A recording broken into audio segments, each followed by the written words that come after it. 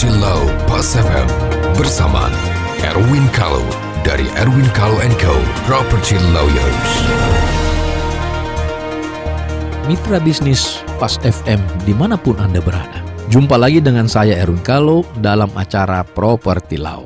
Kali ini kita akan membahas tentang PBB di apartemen. Saya ditagih dari siapa ini? Dari ada Bapak Abdullah nih. Saya ditagih bayar PBB, tapi PBB-nya saya tidak pernah lihat ya, dan itu bukan nama saya nggak pernah lihat PBB-nya, maksudnya belum dipecah. Kenapa saya disuruh bayar PBB? Pak Abdullah, jadi pajak bumi bangunan ini dalam satu apartemen memang itu nanti akan dipecah. Pada saat pertelan dipecah masing-masing unitnya berapa, lalu juga untuk common area sudah dimasukin di situ, jadi kita tanggung bersama termasuk. Jadi lobinya, kolam renang itu kena PBB semua, tapi ditanggung secara bersama-sama karena itu adalah benda bersama. Nah, masalah apakah Bapak wajib membayar PBB belum dipecah atau tidak dipecah? Persoalannya bukan apakah PBB itu sudah dipecah atau belum dipecah. Ya, Bapak ingat waktu Bapak transaksi apartemen itu, pasti di situ ada namanya PPJB dan ada namanya handover. Di dua dokumen hukum yang Bapak tanda tangani itu Bapak cek apakah ada klausula tentang terhitung sejak serah terima, maka segala pajak-pajak yang timbul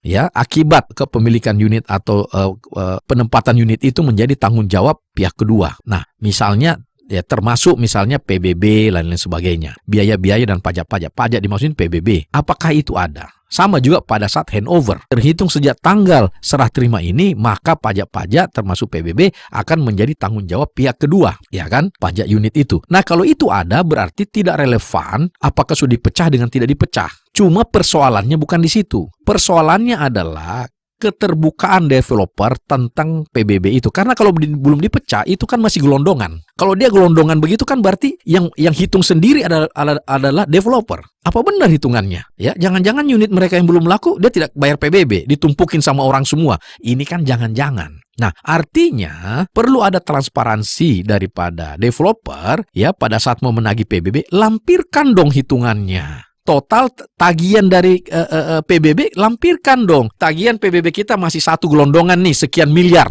Kita mempunyai sekian unit, luasnya sekian. Makanya baru lampirkan unit ini, patungannya sekian.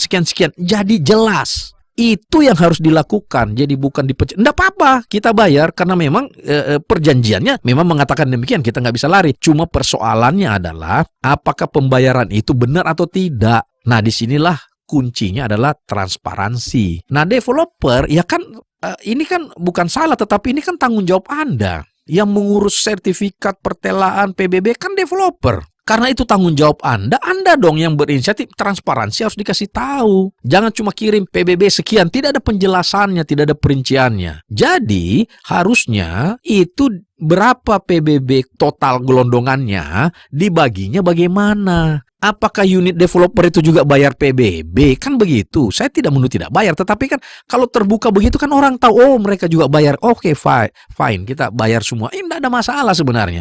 Jadi tidak akan timbul masalah sepanjang developer itu terbuka. Karena secara hukum kan sudah ada dalam PPJB dan berita acara serah terima bahwa pihak kedua atau si pembeli itu wajib membayar pajak-pajak atau PBB termasuk biaya-biaya servicas pada saat serah terima walaupun sertifikatnya belum dipecah atau PBB-nya belum dipecah, ya kan? Nah, yang jadi soal di sini developernya harus menagih PBB itu, berikan perinciannya. Kalau tidak mau, apa masalahnya? Kalau tidak ada yang disembunyikan atau tidak ada yang dimanipulasi, ya kenapa takut? Kasih aja. Karena memang aturannya ada kok. Kecuali misalnya developernya itu ada yang dimanipulasi. Contoh, dia juga punya unit-unit kosong banyak, tapi dia nggak mau bayar PBB. Ya, dibagi kepada unit-unit yang sudah beli, itu nggak boleh, itu salah, itu pelanggaran hukum. Ya, saya kira mudah-mudahan materi ini didengar juga dengan para developer sehingga menjadi masukan buat mereka untuk bertindak yang benar, baik dan adil. Ya, semoga bermanfaat. Sampai jumpa.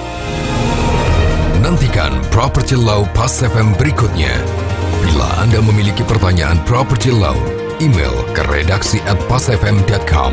redaksi@pasfm.com.